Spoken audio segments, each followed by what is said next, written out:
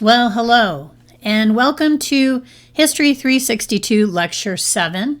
Today I'm going to be talking about one of the emerging leaders of the African American community at the beginning of the 20th century, W.E.B. Du Bois, and his ideas about education and advancement of the African American community, and about his contrast with Booker T. Washington. In contrast with Booker T. Washington, William Edward Burghardt Du Bois was born in the North, and he was born after slavery had ended. He descended from both slaves and slave owners, but his immediate parents were both free African Americans. He received the best education that the North could offer, and he was much more of a social theorist than Booker T. Washington was about who should lead the social and political uplift of the Black community. Quite an interesting thing about Du Bois is how long he lived. He didn't die until 1963 at the age of 95. He died the day before the March on Washington and Martin Luther King Jr.'s I Have a Dream speech. So his life encompassed just an amazing length of time, including Reconstruction, the first movement for Black civil rights, and the civil rights movement of the 1960s. Du Bois was born in Great Barrington, Massachusetts in 1868. His father was a carpenter, and he left the family when he was only a few years old, so Du Bois was mainly raised by his mother, who was a domestic worker. He was the only Black student in his class, but he went to Great Barrington High School, which was not segregated, and then he went on to a traditionally African American university, Fisk University in Nashville, Tennessee. Unlike Booker T. Washington, who, as you recall, had to pretty much walk to Hampton Institute and then volunteer to be a janitor in order to receive his education there, Du Bois had his education subsidized by family and friends and teachers and ministers in his hometown. He did, however, spend 2 summers working as a rural school teacher in eastern Tennessee. And in fact, in Souls of Black Folk, next week you will be reading and commenting on one of the chapters in which he talks about his experiences working as a rural school teacher. After graduating from Fisk University at the age of 20, he continued his undergraduate studies at Harvard. He got several degrees at Harvard. He studied philosophy and history and rhetoric. He graduated with a bachelor's degree in 1890. Then he entered into the PhD program, and for 2 of the years of his PhD program, he studied abroad in Berlin in Germany, where this was the only place that he really felt as though he fit in. He really felt as though there was no racism, except for when he was a baby and he didn't notice the racism. In Germany was the time that he felt as though he were the freest of racism. After he earned his PhD, becoming the first African American to be granted a PhD from Harvard, he came back to the University of Pennsylvania as a researcher in sociology and wrote a really groundbreaking study of the Black community in Philadelphia, the first systematic sociological study of a Black community in the U.S. called the Philadelphia Negro. And after he finished with that project, he moved to the South and began teaching at Atlanta University. While he was at Atlanta University, W.E.B. Du Bois wrote the piece of writing that I think he is best known for by the most people, and that is a book of essays called The Souls of Black Folk that you'll be reading 3 chapters of and writing about next week. At the time that Du Bois wrote, many white anthropologists and biologists believed in the notion of biological race, that people had inherent racial characteristics, and that the progress of any given group of people was delimited by their race. So Race was a tangible thing, they believed, and race had certain biological characteristics, and some quote-unquote races were more likely to succeed than others. Du Bois and other black intellectuals of the time disagreed. He argued that not only were, quote, the races more shaped by historical and cultural experiences than biology, he also sort of danced on the edge of arguing that race itself was a social construct. Today, people often argue that race is a social construct, but that would have been an extremely radical theory at the time. So Du Bois kind of buys into the notion that there is a black or African American race, but feels as though it is really the social, economic, and cultural milieu that shapes people and not some kind of biological standard that they can't escape from. His 1903 book, called Souls of Black Folk, is a series of essays and thought pieces rather than being a, quote, history of African Americans in the U.S. When you read it, you'll see it's a little bit difficult to read because it's very lyrical and poetic and metaphorical. But one of the central ideas in Souls of Black Folk is the notion that there is a color line in American life that puts black people behind a sort of a veil. To be born black in America, Du Bois argued, was to experience a sense of warring identities, the black person versus the American person. And he argued that this sense of being two things, of having a double identity, created a sense of tragedy, not just for individual African Americans, but also for the nation itself. I was watching W. Kamau Bell doing his show where he sort of interviews various people. It's called United Colors of America, I think, and he was talking to somebody from Puerto Rico, and Kamau Bell said, I'm proud to be black, I'm proud to be American, but sometimes I feel as though those two identities are moving apart from each other. And Du Bois really emphasized this sort of idea in the very early 20th century. In Souls, Du Bois not only makes an argument for education for its own sake, that was one of his central issues, in contrast with Booker T. Washington, who felt as though education was a means to the end of economic advancement. He was a kind of antagonist to Booker T. Washington. He said somebody like Booker T. Washington made sense in the immediate aftermath of the Civil War, but by the time he was writing in 1903, it was an outdated idea that African Americans should only be thinking about industrial education rather than thinking about liberal arts training and graduate degrees. In a way, Du Bois's opposition to Washington is a little bit surprising. Du Bois had almost been hired to work at Tuskegee several times. He praised Washington's Atlanta Compromise speech when it happened.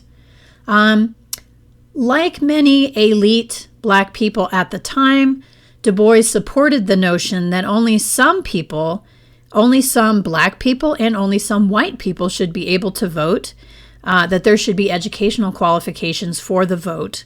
He also believed in supporting the black business community.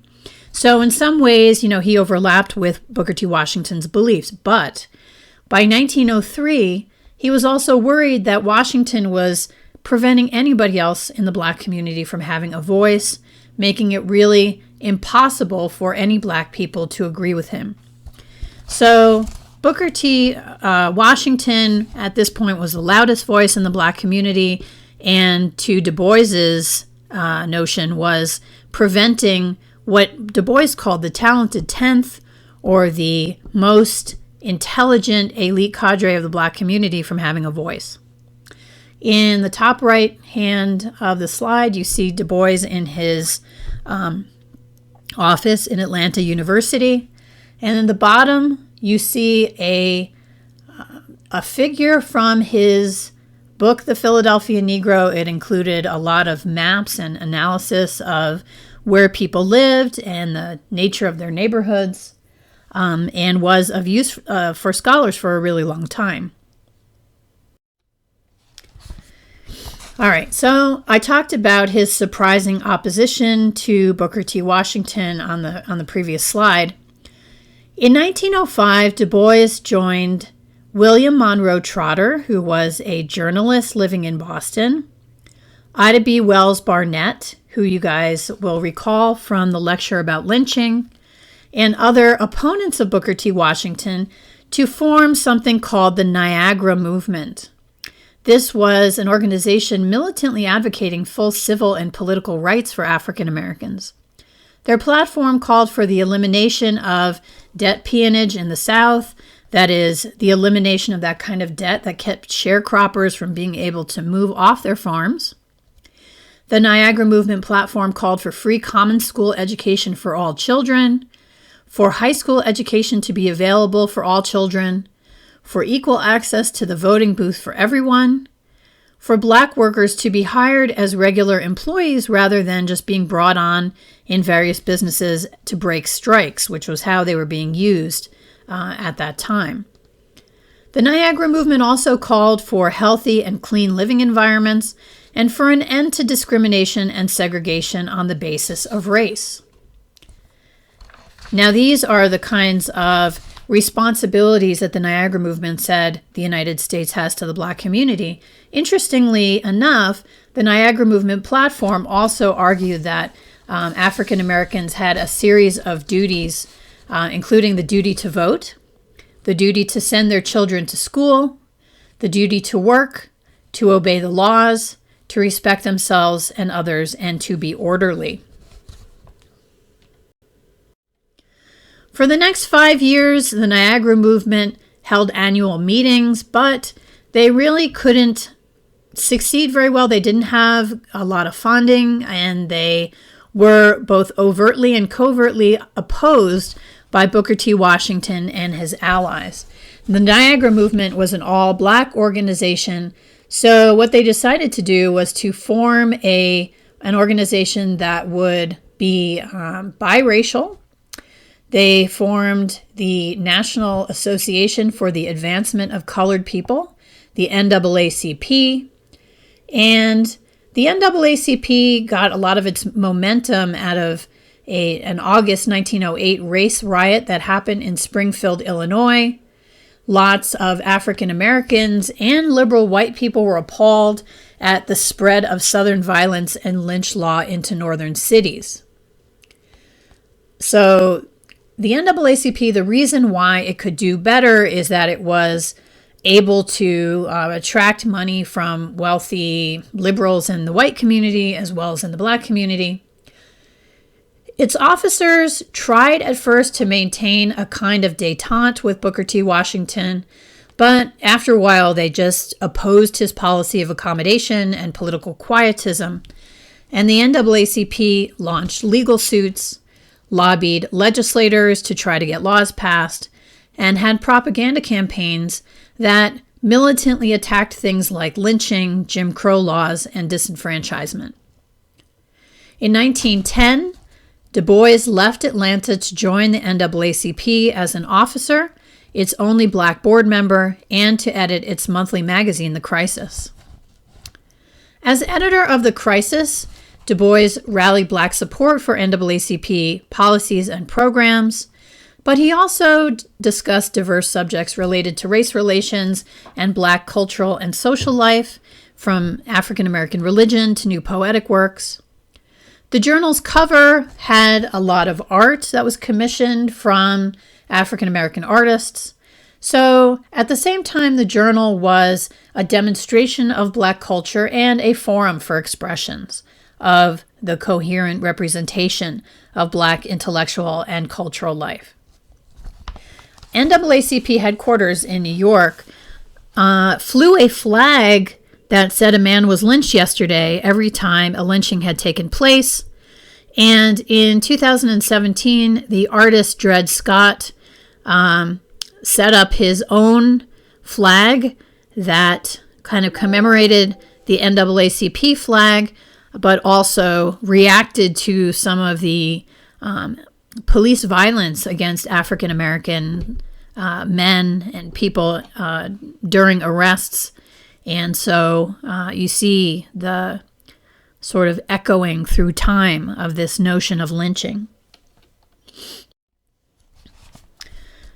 From his vantage point as an officer of the NAACP, Du Bois furthered the notion of Pan-Africanism, that is, the movement by Black Africans to try to eject some colonial powers from Africa, where colonial powers had really only come in starting in about the 1870s, really picking up steam through the end of the 19th century.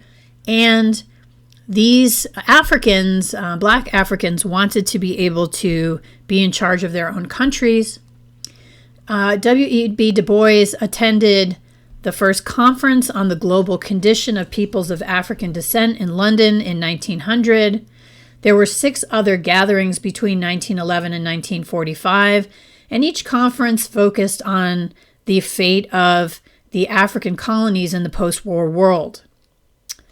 Du Bois, during World War I, he had written an essay called Close Ranks, and this was in the crisis in July of 1918, and he urged African Americans to set aside their grievances for the moment and to concentrate their energies on the war effort. In fact, Du Bois and the NAACP fought for officer training and for equal treatment for Black troops throughout the war, and they led a silent protest march down Fifth Avenue in 1917 against racism, and in 1919 launched an investigation into charges of discrimination against Black troops in Europe. So he was a supporter of World War I, but really working hard to get equal treatment for Black soldiers. In 1923, Du Bois visited Liberia. In 1926, he visited the Soviet Union. He became really interested in cooperative economics, and the challenges of the Great Depression made him think about, okay, maybe there should be cooperative Black business ventures. He was in favor of economic self-determination. He was kind of a Marxist, or at least he encouraged discussion of Marxism and socialism. And all of this kind of radicalization of Du Bois made the NAACP very wary of him by the mid-1930s. He had a falling out with the longtime secretary of the NAACP, Walter White, in June of 1934, and that really marginalized him from leadership of the African American Civil Rights Movement. All right, so as I said a moment ago, Du Bois fell out with NAACP Executive Secretary Walter White in 1934. You can see a picture of Walter White on the right-hand side of the screen, and I will be talking more about him when I talk about the strategies of the NAACP in the 1930s. But the one thing that you can see about Walter White right away is he appears phenotypically white. He was able to, in the parlance of the time, quote, pass, unquote. Passing was a strategy that some very light-colored African Americans used in the late 19th and early 20th century to kind of leave behind the Black community and not let people know that they were African Americans.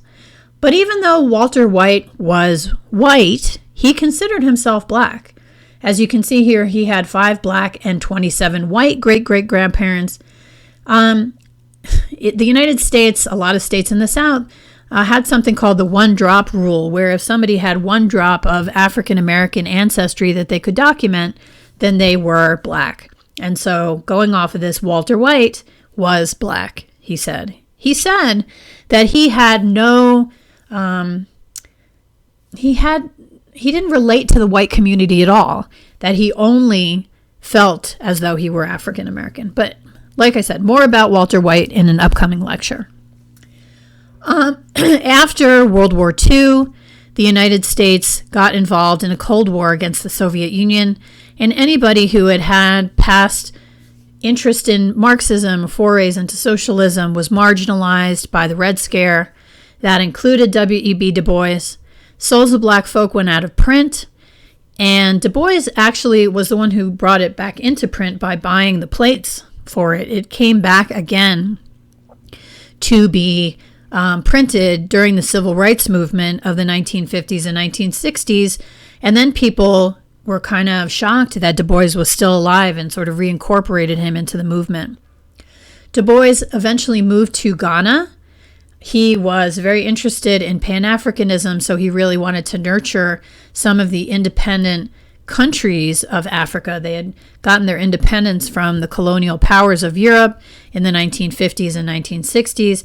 And as I said, Du Bois died in Ghana in 1963. So he had a very important legacy, a really central Black intellectual for the turn of the 20th century. And like I said, you guys will be looking at some of his writings next week. See you in the comments.